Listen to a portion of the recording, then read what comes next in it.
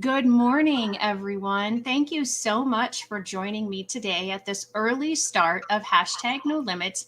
I am very excited to share my guest with you today, but I have to do all the businessy things first. So let me get through that first. So as I said, this is hashtag no limits. I'm your host, Shelley Kenow. Hashtag no limits is about people who society places limits upon, but who have busted through those limits. Ophelia says in Hamlet, we know who we are, but not who we will become. And I believe that to be 100% true, and that there is no better example of that than the caterpillar turning into the butterfly. For anyone who doesn't know, the caterpillar literally dissolves into its cells and then it has to reform into the butterfly. As if that's not difficult enough, then it has to struggle to get out of the cocoon in order for its wings to be strong enough to take it everywhere it's going to go. I can't believe that any of that is easy, but neither is busting through the limits that society places upon a person. Today, I have Lori Bell with me. She has become a friend over the past few years. We are both authors, and she helped me do some stuff with my book, and I gave her a little bit of advice of what to help with her son. And from there, it just took off. And so I'm very excited. Lori, welcome. How are you doing this morning? Hi, thank you. I appreciate this invitation. I'm doing well. How are you? I'm good. I'm good. Thank you. So a couple more businessy things that I forgot to do is just to say that if you are watching, please let us know in the comments with either a hashtag live and where you're from, or just a hello and where you're from. And there we go. We've got our first one. Mary, thank you for listening. Glad to have you here. I imagine that Lori, you're going to know a lot of the people that are watching today. I I hope was so. I was watching your Facebook post from the other day, and you have a ton of fans. I think And it's Connor, Connor the bear. He's the one that has the fan club, not me.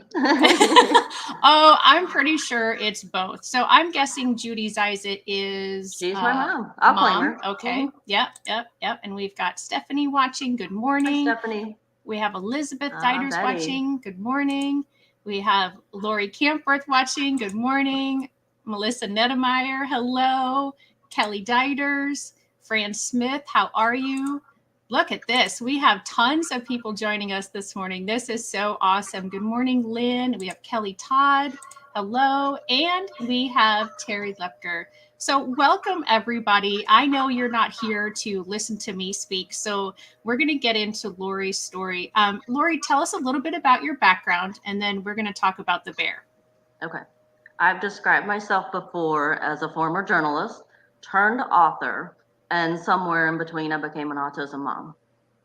My son's Okay. name is my son's name is Connor. He's 17 years old, and I always like to describe him as his physical shell is a teenager, but his spirit is a little boy. And I feel that he's always going to be that way. I've accepted that he's always going to be that way. So we just live it one day at a time. He's just he's not high functioning. He's considered to be nonverbal, but believe me, there's phrases and there's words that tell us exactly what he wants and needs. And I think one of the hardest things raising him is his social anxiety. It limits us to what we can do, where we can go. He is really afraid of everything outside of his element. And it's Oh, not wow. really something we can adjust to by doing time and again. It's just who he is. So, in a way, we do keep him in a bubble, but I think it's a happy bubble. Yeah. Well, and from the things that I've seen on your Facebook posts and from the conversations we've had, I would agree with you that he's pretty happy. One of the things that I have noticed that you've started doing with him recently, and not just with him, but with your family, is you have a new camper. Yes. Now it's a camper van, so we have started out slowly. We're doing day trips. My husband is convinced that there will be overnight trips.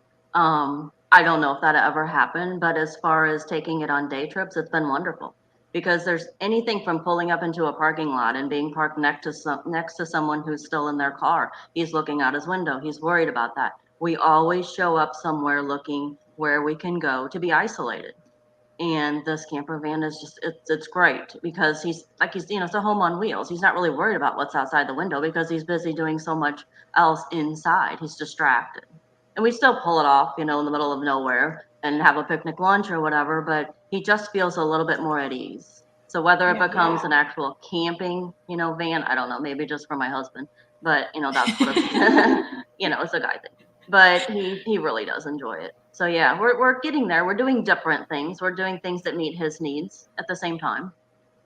Yeah. So you said that you were a journalist, turned stay-at-home mom, turned autism mom. So talk about what you were doing, what you were covering as a journalist, and how, if any of that, has helped you in investigating kind of how to work with Connor. That's a good question because I started out in print journalism. For 6 years, I worked for the O'Fallon Progress newspaper, which is a sister newspaper to the Belleville News Democrat. And I was the education reporter. So I went around to 12 different schools in the Shiloh and O'Fallon area, worked with kids a lot, saw a lot of differences. I've always enjoyed kids. I've never had any experience with special needs, to be honest. But I think just the investigative reporting, the feature stories have prepared me to talk to people, to do some serious like FBI digging to figure out what was wrong with my son when he was a baby. I remember one time we were at a developmental pediatrician and I had written a summary. This is my kid. This is what he's doing. Help me. And the doctor came in and she's like, I read over your summary. Are you in the medical field? And I'm like, no, I'm just a journalist. But I was just able to get the information down. The descriptives and everything. There's a reason I think I have that background because I described him perfectly to the professionals, and hopefully we helped him little by little during that time as well. Yeah. So will you talk about that a little bit? That about what things you were noticing, and then about the age of when he was diagnosed with autism. So Connor has a sister, and she's 26 months older, and she met all the milestones early, and she was just the easiest baby. So along comes Connor, and nothing was happening. But you're not supposed to compare your kids. You're told all the time, but everyone's different. Just relax. Right. He was very fussy, extremely fussy, which is how we got the name the Bear. Bear, very, very early. Um, but he was 5 months, and there were some red flags, and one of them was he couldn't sit up on his own. If you would sit him on the floor, he would throw himself back. There was no sitting and playing and exploring, just flat on his back all the time. So at the pediatrician for his checkup, she noticed that, and I'm proactive. But at the time, I'm like, okay, this isn't a big deal. She's not going to say anything, and I'm not either, because it was scary. And she's like, Yeah. he can't sit up on his own. He's so rigid. He's throwing himself back. And I can hear my own heartbeat in my ears. And I'm like, yeah. I'm like, it does seem to be a problem. And she's like, let's try some physical therapy for that. And the physical therapy worked within weeks. She just, showed me the different moves and such to do with him when I was home with him. And he did pick up right away. But then that led from one thing to the next. Then we were doing developmental, occupational, speech. And when I was told that he needed more, I thought, well, it's going to be just as quick as physical. We'll be all right. She'll show me what to do at home, and we'll be moving forward, meeting those milestones. And then that's when it all started to sink. This is not going to happen for him. I can try. We can maybe meet a few things, baby steps, literally baby steps. But I'm dealing with something here. And what's interesting when you have a child that small is they're not going to say there's something wrong with them because they don't know. It could be severe developmental delay that eventually catches up and everyone moves on. But in that case, I was always questioning and questioning, and they were always saying, "Oh, let's just wait and see." And it got to the point where when he finally got his diagnosis at age 4, I made the appointment and asked for it. I need him diagnosed. I need to start getting more help, because by then he was in early childhood education in school, and you got to have a diagnosis to get more help. So I asked for that. And Because how was his school experience at the early stages? I know it's going to change as he goes on, and we'll talk about that in bits, but how was the early stage school experience? The early experience at age 3 and age 4 was a complete nightmare. It was just awful. There he wasn't understood. I could go on and on. The teacher ended up leaving. We ended up getting another teacher in there at age 5. It started to improve. And by the time he went to kindergarten and first grade, he was ruling the classroom. He was the bear that the other kids fed their snacks to. And now he was in the regular ed classroom by then. And he was disruptive. Okay. So I remember at the end of first grade, now remember they all loved him, but it was time. And I was told, you know what, we might want to consider Bass. We might want to consider moving him to Belleville, where there's professionals, on hand all the time and that will understand autism, put him in an autism classroom. So I went and just kind of looked around and explored a little bit. And the lady that I was with from Westland, she said, "Isn't this awesome?" And I said, "No, it's not going to be awesome for me until it works for Connor. I need something to work for Connor." And what I had lived so far with him was anything that worked for anyone else wasn't working for him. So I just kind of lost a little faith in, let's follow the leader. And I think it was there that I learned, we're on our own path. If you meet one child with autism, you've met one child. I mean, I've got an authentic original here. So Right. that's just, kind of what I learned from that experience as well. Yeah. So when you say that it was awful, as an educator, that breaks my heart, because that's always been my goal is, that every child is able to come to school and that the parent feels comfortable sending their child to school, and that, we have communication if something is off or something needed, that I needed to tell the parents.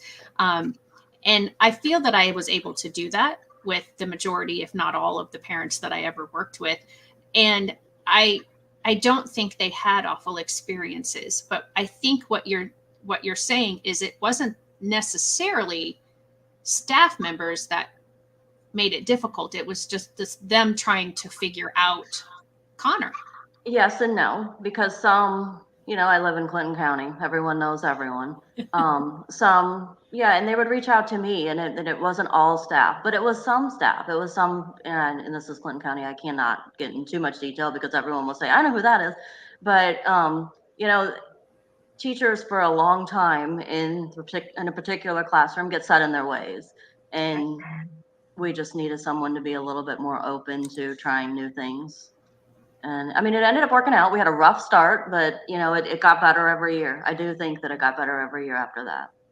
Good, good. And Fran says she's glad you got early intervention. Do you think how, I shouldn't say do you think, Thank you. how key do you think it was getting that early intervention? Um, I think many times people have a story where they can say, if we wouldn't have had that, he or she would not have advanced as they did. I don't feel like the early intervention really advanced my boy. I just think that it kept everyone in this house proactive, and just in the fact that that you tried.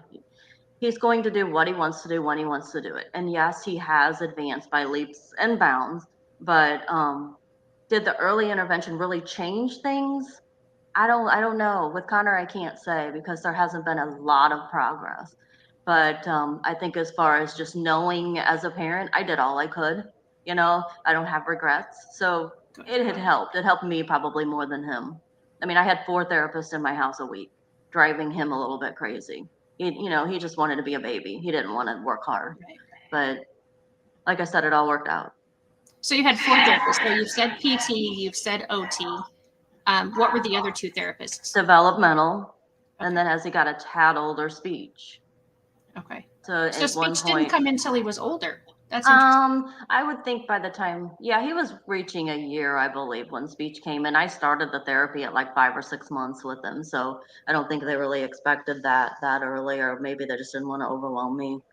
But yeah, by the time he was a year, we did have, and then by the time he was almost 3, the developmental pediatrician that we went to, she talked to us and what's going on, and she said, "Stop all therapy." She said, "Just stop all of it. He's overwhelmed."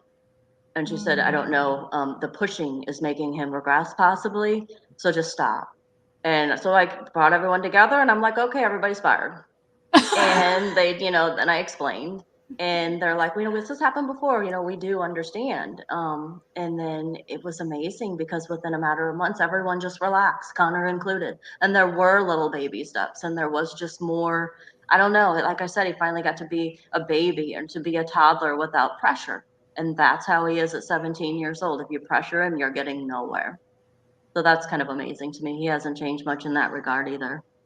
Yeah. And that's a beautiful statement of if you know one person with autism, you know one person with autism.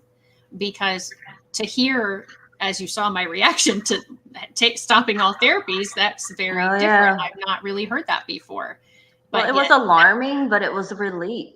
It really was because I mean, I loved all the therapists. I talked to them all the time when they were here, questions and concerns.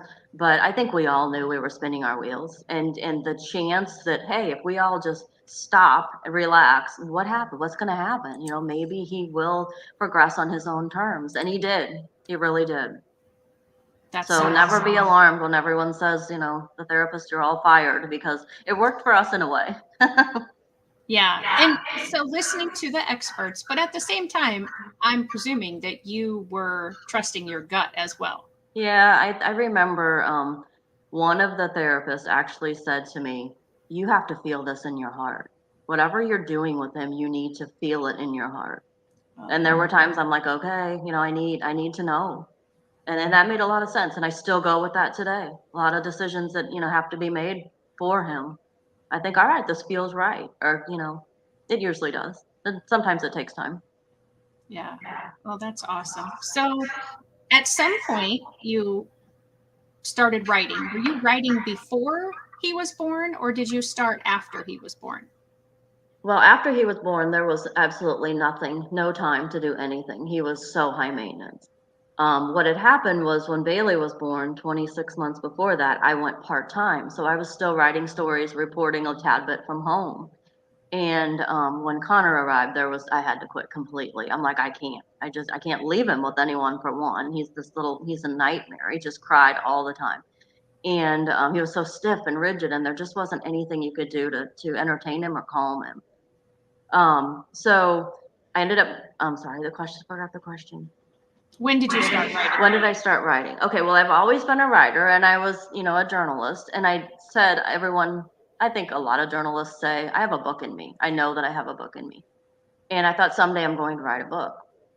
Well, I went through crazy with Connor, the therapist, getting him in school. The crazy continued. So there was just no time to concentrate. And then when we transferred him from the Westland School District to Belleville, that's when I started to have a little time to relax. I wasn't getting as many phone calls. I wasn't worrying as much. It was like, okay, we got this. And I thought, you know what? I need to do something for me.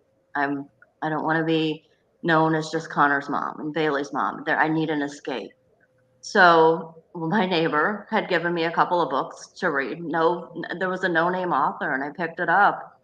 And in that book, the author had written about an older woman. She had lived a full life, and at one point in her life, she went through something, and it said she just wanted to feel what it was like to let the seams out, to let the seams out. And I'm like, I want to feel what it's like to let the seams out. You know, I want to know, I want to relax. I want to just, like I said, escape. So I'm like, I'm writing a book. So I started in August when Connor started in a different school. It was in Belleville at the time. And I finished in December. And then it was the process of work. How can I get this published? I had a few friends read it or what. And it wasn't even about success. You know, I made it. I wrote my first book. I'm an author. It was the feeling I got from it. I haven't thought about him in hours. You know, I'm so involved in this story, and this is some creativity coming out again that I hadn't felt in a while. So it was just a feeling that I didn't want to lose. So 36 books later, here I am. And that's so awesome. So there's a few things that you said in there that I want to kind of pull out on and talk about a little bit more. One of the things that you said was once you got him into a school that was understanding him a little bit better, you could relax because you weren't getting all the phone calls. So that's a limit that was busted right there, because you were able to start to have a life that revolved around Lori a little bit and involved Lori more, and it wasn't just all about Connor. So, how often were you getting those kinds of phone calls, and how scary was it for you to send him? Because we're talking what about 30 minutes away. By did he go on a bus or was he in a car? How what kind of trust does that require from a mom who had been literally attached to him for so long? Still attached to him. So I you know, the phone calls and the texts and stuff were a lot of concerns and questions and, you know, what should we do? Do you have any advice? And which was completely fine because I'm a control freak. You know, what would Lori do? Well, here, this is what she would do. And so I didn't mind that to some extent because then I knew what was happening. I still had that worry, when he was at Westland and I still was not riding. But when I had the chance to escape and get that riding in, that's when I started to not worry as much. But the initial sending him was terrifying. It was terrifying. There's a couple of things. My dad is the bus driver for him, Okay. so that helped a tad, knowing that that he at least had someone that he knew. And I also knew the individual care aide on the bus because Bailey had her in the classroom through kindergarten for another little girl. So there was some trust there because I knew the people transporting him could at least get him there. As far as not knowing anyone, and I still go through that today when people quit, people move on, and then he has new individual aides come into his life. I have to trust. It's not always easy. I make myself known. This is who I am, and this is my phone number, and I want a report at the end of the day.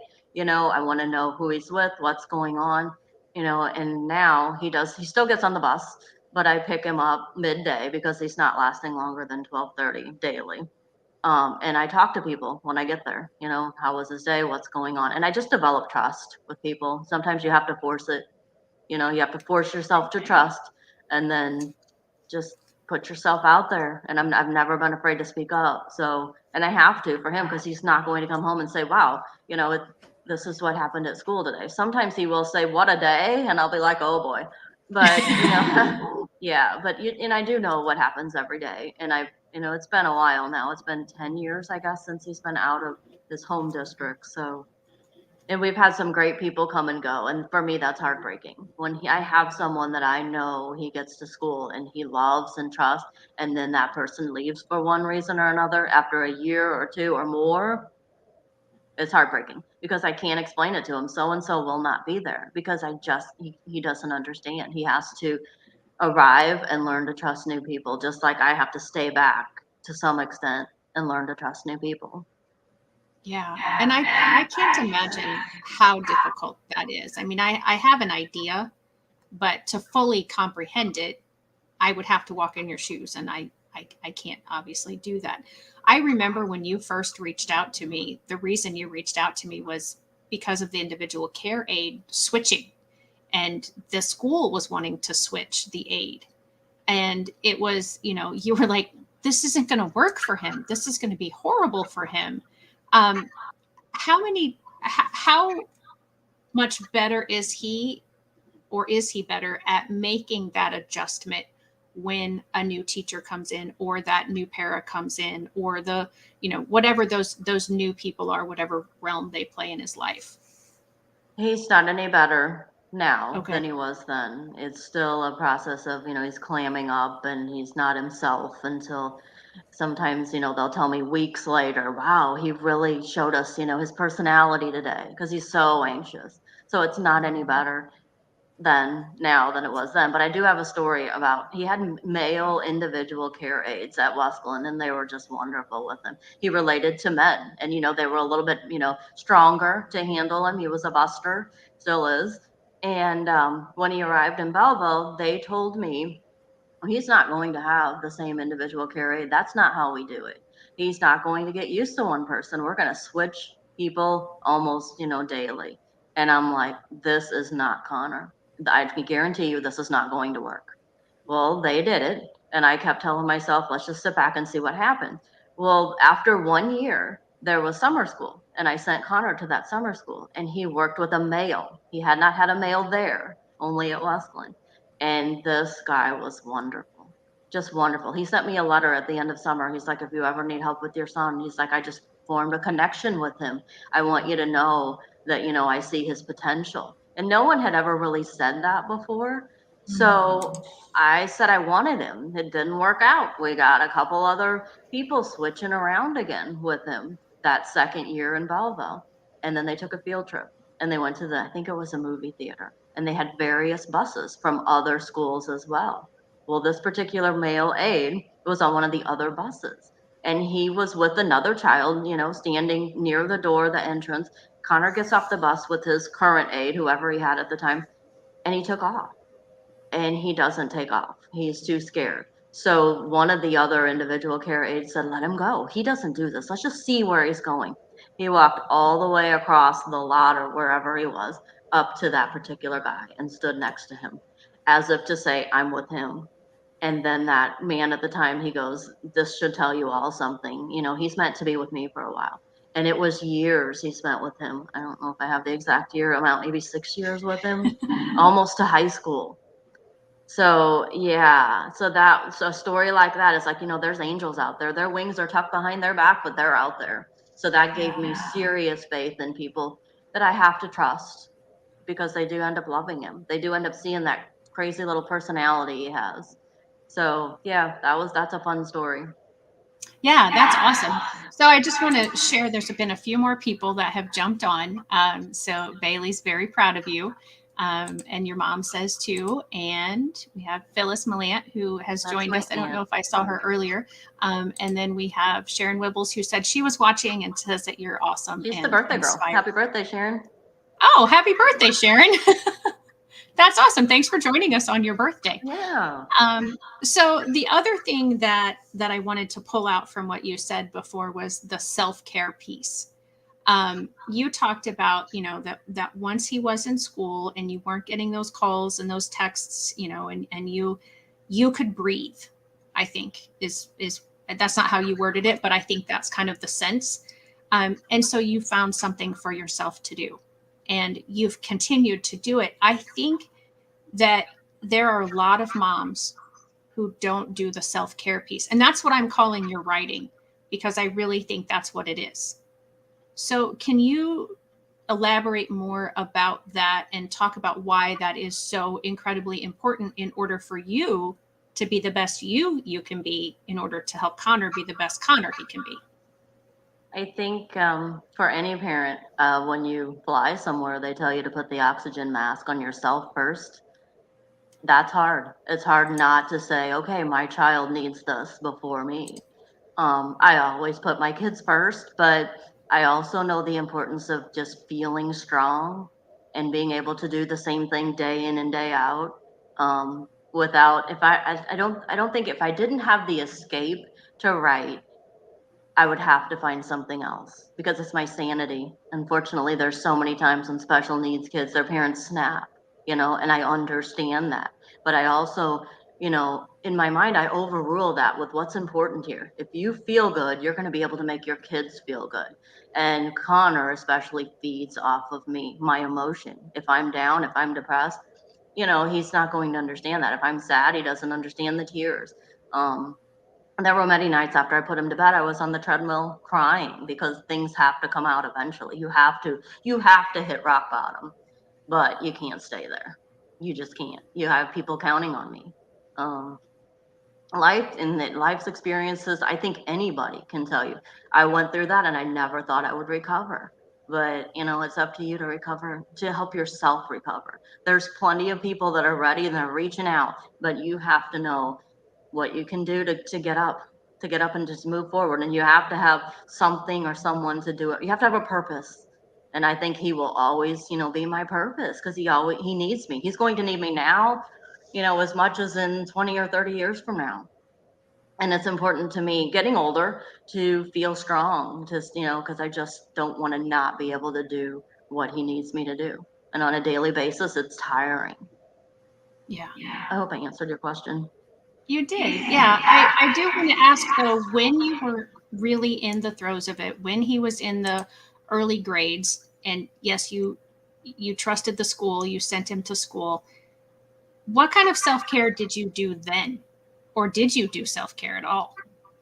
At that time, I had more time than I do now. I had from like 7 a.m. to almost 4 o'clock. So the main thing for me was walking. I would take off as soon as the bus left or as soon as I got Bailey off to school as well after him because he leaves early. And I would walk. I would walk like 4 miles a day. And that just started my day because I knew I had done something to take care of myself, fresh air, just kind of like a release all around. But yeah, I can't do that anymore. I'm on the treadmill at night after Connor's in bed. I just don't have that time. I have to be in Belleville by 12:30 every day. But that's when it kicked off for me. I'm like, this is good. This is for me. Of course, you have your phone in your hand, you get calls sometimes, and you're running, try to race home to get to him. There's been problems on the bus. There's been problems as soon as he's gotten to school.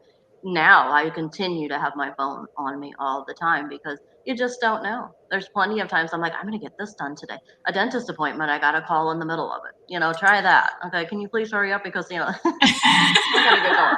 So yeah, and it's just you just never know. I always live with some type of urgency. I need to get this done just in case. And I know that's not probably the best thing, but that's who I am. I need to get this done just in case he needs me. Right. And Lynn says you're a true inspiration to so many people, and I agree. And I have to tell the audience that are watching today that it took convincing for me to get Lori to believe that her story was worth telling. She has been like, why does anybody want to hear my story? And this is from an author who has over 36 books, and we're going to talk about the next book that's coming out in a little bit. But you didn't believe that people were interested in your story, or Do you remember what I said? I said it's just me. Yeah. Because that's how I feel. It's just me. And I mean, there's so many other more interesting people out there. We all will agree on that. But I've always said Connor needs a purpose. What's his purpose? This seems so unfair. He was robbed of a normal life. And when I say normal, what's normal? But yet he's not 17. He's not enjoying the teenager thing. So I've always said, what is his purpose? It just seems unfair to him. And then it dawned on me that, his purpose is to be here to teach us. And maybe through him, I can help others. I think that that's a pretty powerful purpose. And don't get me wrong, he is happy. He has everything he needs in this world. He really probably has it easier than most 17-year-olds, because he's getting what he wants on a daily basis. He's safe and loved. So the purpose is, I think I'm doing it for him. I'm doing what I'm supposed to do to help others because he's a challenge, but he has taught me more than I've ever would realize could have happened because he's changed me. There's compassion I've never had before. And he has a sister that, has taught me things as well. She grew up knowing that her brother had trouble. She used to say he has trouble. And she would go to school, and if there would be another child, she'd come home and say, they have trouble too, like Connor. And she wanted to help. So, she taught me a lot of the acceptance came from her. This is how he is. This is my brother. And instead of watching mom wanting to change him and fix him and just get through it, I had a little girl not much older than him saying, why? I wouldn't change a thing. Yeah, that's awesome. So I'm going to ask you the question. You've said it a couple times. He's taught you so many things. What are some of the types of things that he's taught you? I think the main thing is the little things matter. We're all so worried about the big picture, but it's the little day-to-day things that leave you fulfilled and happy. If you go to sleep with a smile on your face, and you tuck him in at night, that kid's just cracking up. He's just had a good day. So he's taught me that what it's about is the little things. We all strive to be bigger and better, and we should, but it's also about just the day-to-day. What makes me happy? What keeps me afloat? And, I try to live by that. That's awesome. So that is something in my book, Those Who Can't Teach, that I wrote at the end of each chapter.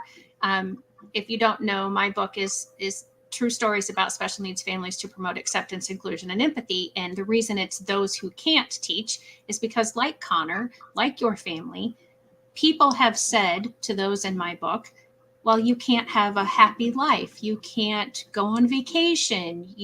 And then to the student themselves, you can't read, you can't run, you can't behave that way, so on and so forth.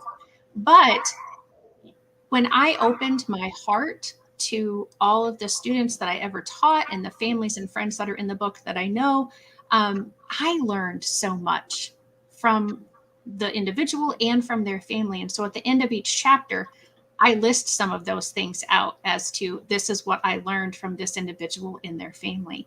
And it truly is it's a beautiful thing because the things that we do worry about are really not the things that are important oftentimes. The worry in either direction is not going to make a difference. You can drive yourself crazy with worry, but things are going to work out as they're supposed to. You're not going to change the outcome. And I also learned that from him. I've worried about that for months, and why? It's stress. So it's not going to change the outcome. Right. And That's and I just wanted to pop Sharon's comment up there about Bailey being the sweetest girl. So just wanted to give Bailey that little shout out. Oh, Yeah. All right. So we've talked about the fact that you have 36, right? 36 books out right now. I'm currently writing 37. You're currently writing 37, and then after a little bit of time after 37, do you want to talk about what? Yeah, I can talk about it. Yeah. Okay. What's interesting is just being a fiction writer, fun, entertaining stories. All along, I've been asked, are you going to write a book about Connor? Are you going to write a book about Connor? And my answer was always, I'm not ready. This is my escape. I don't want to get back into that world. Where would my escape be if I'm writing and reliving? And then that was my answer. And I just, maybe someday, that's what I would say. And I don't really know what happened. Partly when I met with you, we were talking about other autism moms that have blogs and that have written books, and I kind of have a mini blog with the Facebook with the following that I have, the bear stories. And you said, you know what, you could do the same thing. You could be like those women. You could write a book because you already do it in the short story form. And it hit me. I thought, you know what, I could, and maybe it is time, because I feel like so many people read my posts and they're entertaining and they're also real and raw. And I think maybe they want a little bit more to learn from, to pass on to someone else they know, because we all know someone that has autism. So I just thought maybe I think it's time. I think I should take the summer when it's a little bit more relaxed, because I have Connor with me. And I know that doesn't make a lot of sense, but the running to go get him, does take up a lot of time. And the worry of, what he's doing, where he's at. When he's right here, I get more done. So anyway, I'm like, I think I'm going to write this book on Connor. And then I told my husband that. And what was funny is, a while back, years back, I said, I don't know, should I write a book about this? And he goes, who's going to want to read that? Because we had been going through so much. And he's like, it's just too stressful and he's like, I just don't see that would be interesting. So then this time when I said it, like, almost maybe 15 years later, he's like, oh, that would be awesome. You could reach a lot of people. You could help people, do something different with your writing, personal. So yeah, so then this is another story. I've written 36 books, and the title of the book comes to me before I even start writing. So I hadn't had a title. And I'm like, I don't know if I'm supposed to do this because I don't have a title. And Bailey's like, well, maybe it should be something with bear. And I go, I don't know. I said, not everyone knows that he's bear. And is it too cutesy? And I just said, I don't know. And then a couple of days went by, and one of my close friends, she texted me and she's like, I've been thinking about this, that you're going to write a book. And I'm just so excited. And then she ended that text in quotes and she said, bear with me. She gave me the title. And I Oh, immediately wow. was like, that's it. We've been bearing with this kid for years. So I said, that's it. And that it'd have some type of subtitle, like, a family's journey with autism, because this is a family on this journey. It's not just me as his mom talking about him and, being an advocate. This is his family. This is his sister, who someday will probably have to take some responsibility for him. This is his dad, who handles Connor altogether different than I do, in a way that I've learned from, in a way that I've gotten frustrated with. And then, of course, it's me who can put all of this into words. So bear with me, a family's journey with autism. And that will be late summer when I should have that done. And you're going to come back. Yeah, I can come back to talk about it. And you're going to tell a little bit more about it, and we're going to promote it that way. So we've got Cindy here saying she's always thought you could just put all your posts together, and how many people that could help. And then she agreed that Bailey is a special person, so empathetic and just a great human. Thank you. So I do want to talk a little bit about that sibling relationship.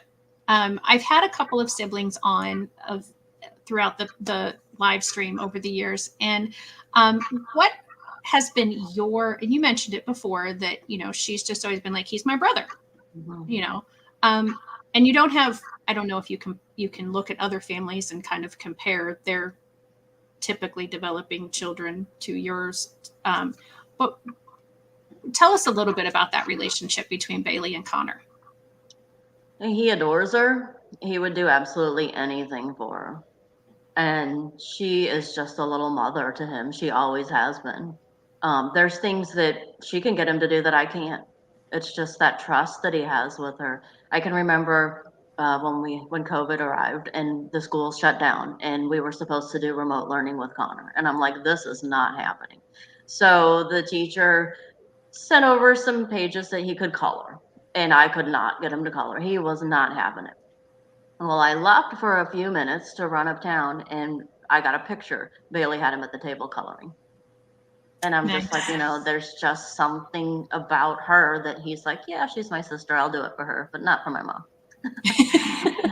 There's a compassion there. There's more patience. She definitely has more patience with him than I do. I'm more of the drill sergeant. She's, the fun. Oh, we'll get this done, but we're going to have fun. Um, yeah, it's so neat to see someone just be raised in a home where, there is a little trouble. There is a lot of there she has had to make some sacrifices. My husband and I have had to separate so many times and tag team things. You take Bailey, I've got Connor, or vice versa. It's just or I show up at a sporting event because Bailey played 3 sports through school. We were busy. And, I wanted to be a part of that, but it was difficult because I had a kid that went to bed by 7 o'clock every night. And, he was up at 4 a.m. And it was difficult to be everywhere I needed to be. So I felt like Bailey gave me that compassion as well. Mom, I get it. I want you to be able to take care of Connor. So yeah, she's taught me quite a bit. That's awesome. And I'm really glad that you mentioned that it is a family's journey, because so often I think because moms are the the main cog in the wheel, but it is in most cases a family activity. It is. And I'm really pleased to hear that Bailey was able to do multiple sports, because sometimes when there is a child that has the extensive needs that it sounds like Connor has, then the other child or children often don't have other opportunities. And so I'm glad that you were able to make that work. Um, and I'm going to go way back really quickly.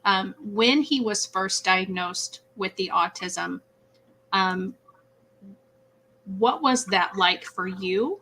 And what was that like for your husband? And that for Bailey, I'm not going to ask because she was, he's my brother and Yeah, they were very young. nothing changed with Bailey. My husband's very quiet. He keeps a lot of, emotions inside. Again, I told you that when we went to the developmental pediatrician, I asked for the diagnosis. I need it. I want this. And he does have it. He said, we'll call it mild to moderate autism, just to get through this paperwork and stuff and get him some extra help at school. So I can remember that I put him in little khaki shorts and a powder blue polo shirt. And he had little sandals, and his feet were so chubby that I just shoved those sandals. He had to look the part. And we were walking away, and I was carrying him, and he was such a buster. And I don't know what was stinging more, the muscles in my arms or the tears in my eyes. And I put him in the car seat, and I unbuttoned his little khaki shorts at the top, and I took off those sandals, and I'm like, you know what? I think it's just time to breathe a little. I think it's time to be more comfortable with everything, with who you are. I didn't say this out loud, but I, of course, thought it to myself. And the kid hasn't worn khakis or a polo shirt since. I so appreciate that, the rawness of that, though, because what you said, like you thought this in your head, like it's just time to breathe. It's just time to, you didn't say it, but it's just time to accept Connor is Connor. Well, and that's what the developmental pediatrician said. He said, now remember, you're leaving here with the same child that you came with. A label's a label, but it's still the same child you've been dealing with all along. And that made sense. I could Yeah, handle it. I felt like I could handle it. It wasn't anything different just because he was diagnosed that now what am I going to do? I had been doing it. right. Yeah. So I want to ask you, what is it that what's the reason that you agreed to be my guest today? What was it that you wanted to share about your family? I think it's how well received the stories about Connor have been on Facebook. And it's not just, oh, you've opened my eyes. It's, wow, I just read that and I could relate on a totally different level because I had this going on. And I feel like maybe I can get through this in my own life. People are afraid to say how they feel sometimes. I'm not afraid. And sometimes it's like, wow, I can't believe she said that. Well, yeah, I said it because I feel that way. I'm human. You feel that way too. You just don't want to, admit it or broadcast it. And that's okay. We all have something that we don't want to tell people about. We're not going to get on Facebook and write a post that, we're just not. There's some things that are private. But for me, with Connor, I don't keep a lot private because I think, you know what? It's isolating. It really is to just keep it all in. If I can somehow get it out there, it's a release for me and maybe a learning experience for someone else or just to make someone else feel a little bit better about what they're going through. Yeah. So would you recommend that to other parents that they do share their experiences and not keep them all inside? I think it depends on how they're able to share. Not everyone can put it into words, but hopefully everyone has someone in their lives where they can say, "Look, I need to sit down and talk about this. I need to get it out." It's so important to share it in some format. It really is. Yeah. Um, Even, yeah, definitely, get it out because who wants to feel isolated? I know what it's like to feel isolated with having a child with special needs, and someone else might feel that way with an illness or, grieving. Anything can, you have to get it out. I mean, would not have gotten through half of what I've gotten through without the help of other people just saying, it's going to be okay. Or, what happened today? So, yeah, you have to talk about it. You can't keep anything inside. Just find someone, find an outlet. Yeah. So we have a few minutes left here today, and I want to, what have been and you mentioned a couple a minute ago, your biggest joys about having Connor? I think my biggest joy with him he's is seeing, okay, we do keep him in a bubble Right. because it's just so much easier. It keeps us sane. It keeps him happy. But the joy is when he does get out of that bubble and he does have to go places at times and other people see. He had a teacher during COVID, and then not this year. She left, she moved, but she told me we finally saw his spirit. She goes, there was so much anxiety going on, but she goes, this that boy and his spirit. She goes, I feel changed. He touches people. When you get to know this kid, he touches people. So just and I know he's here for a reason. And when he makes other people feel like he makes us feel here, in our bubble, it's important to share that. And it's so nice to know that other people see it and feel it. Yeah, that's awesome. I haven't had the opportunity to meet him in person. I've only learned about him through your Facebook posts. And yeah, I mean, just from what you're saying about him and those, I think he's a pretty awesome person. Mhm. He has his preferences, like you said. Like he likes to eat outside. Yes. I think part of that is he's very threatened by everyone sit down and have dinner together. The conversation bothers him, the laughter bothers him, the pressure of being at a table with other people, including his family. I don't know how many times we've said, Connor, we live here, you're fine. But he prefers to take his meals and go outside, sometimes on top of the playset, sometimes under the patio when it's raining, sometimes while he's swinging. He wants to be alone. He has some of that teenager independence, but yet he's looking at all the windows in the back of the house like, is my mom watching because I need more chips? He's just he's very, yeah, he prefers to eat outside, and sometimes he's been bundled up eating outside. Yeah, you posted something the other day about this waitress gig is not all it's Yeah, I'm cracked up telling to you. be or something. Climb up with a burger and fries and can I get more water? Oh, I'll be right back. So yeah, he's a piece of work. Yeah. And I appreciate you and the words that you've used today because I think what you said just a few minutes ago about the fact that you are honest, you are sharing those things because that's how you feel.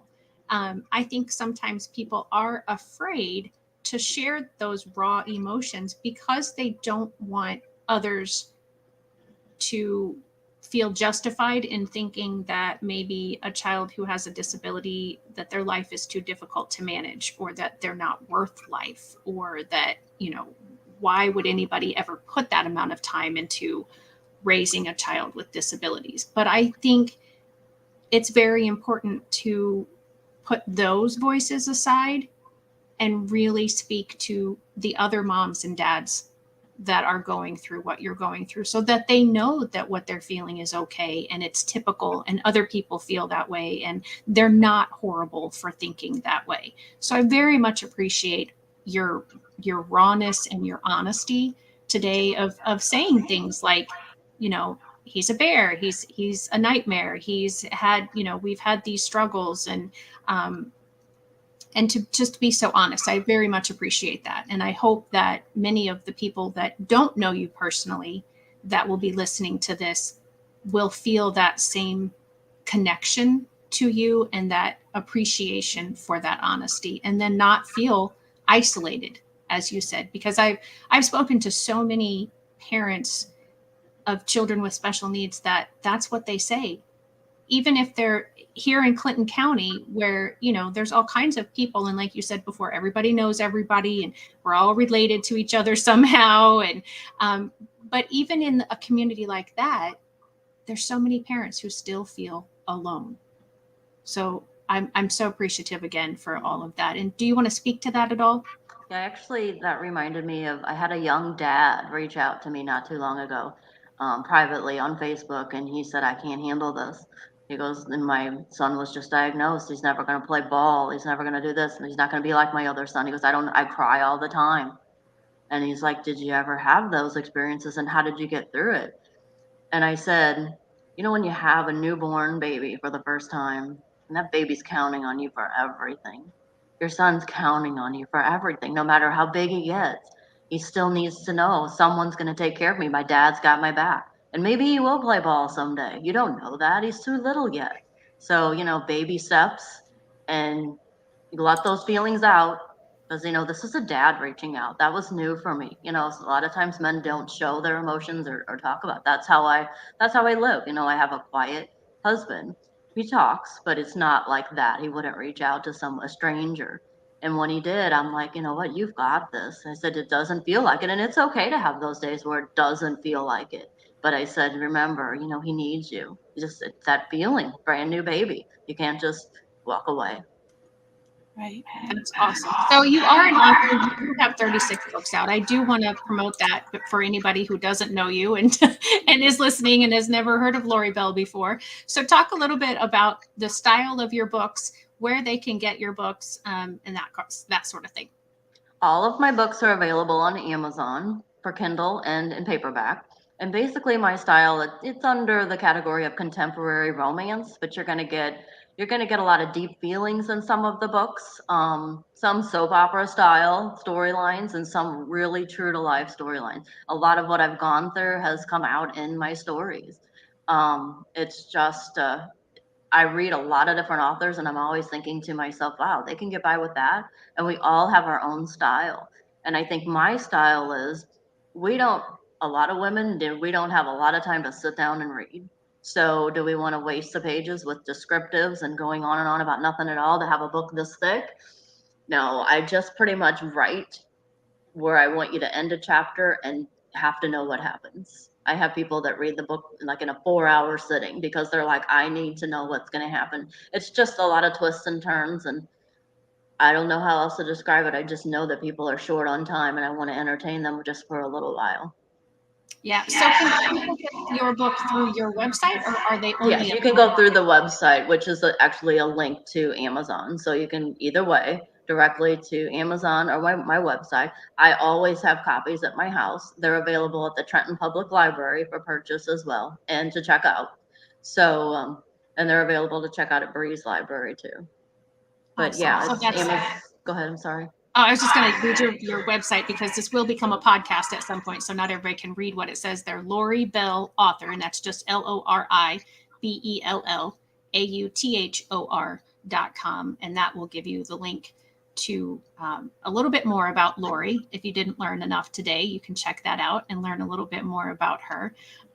If you want to read more stories similar to Connor's, then go ahead and pick up my book, Those Who Can't Teach. But if you want to, and I should say, and if you want to read Connor's real story and the full story, you're going to have to wait until the end of summer 23. We're in 23 now. only been here for 4 months. I'm still a little behind. But yeah, that'll be available as well. So final wrap up. Any last words? Anything that you would hope to say today that you haven't had opportunity to say yet? I think just a thank you. Thank you for whoever's here listening, watching. Thank you to the people who just encourage me, whether it's because I've written a book that has entertained them over the years, or when I poured my heart out in a post about Connor because it had been a rough day. Just those comments or those likes, it just, it just makes me feel a lot less alone, and like maybe I'm making a little bit of a difference. So if you have something to thank someone for, you should do it, because it's an amazing feeling when we make each other feel accepted and good about what we're doing in this life. Yeah, absolutely. Lori, thank you so much. I'm very excited for Bear With Me and having you back in the fall and having you share about it and the journey of what, because that's really, I think, what I'm looking forward to, is for you sharing the journey of what it was like writing it, because it is going to be, I think, a very different journey for you than all the other books that you have written. And so we've got a couple comments here. You're amazing, Lori. Thanks for sharing. Thanks, Mary. Thank you. No, Lori, you. Thank you. Thanks, Mom. So it's always nice to have moms be proud of us, right? All right. Well, thank you. As Lori said, I want to also thank everyone who joined in today. I hope that you have enjoyed this, and all of my episodes are very similar to this one, where I'm just getting those inspirational stories and helping everybody else understand different perspectives. So make sure that you subscribe to this channel so that you get those notifications of when I'm going live. And thank you, everybody, and have a great week. Bye-bye.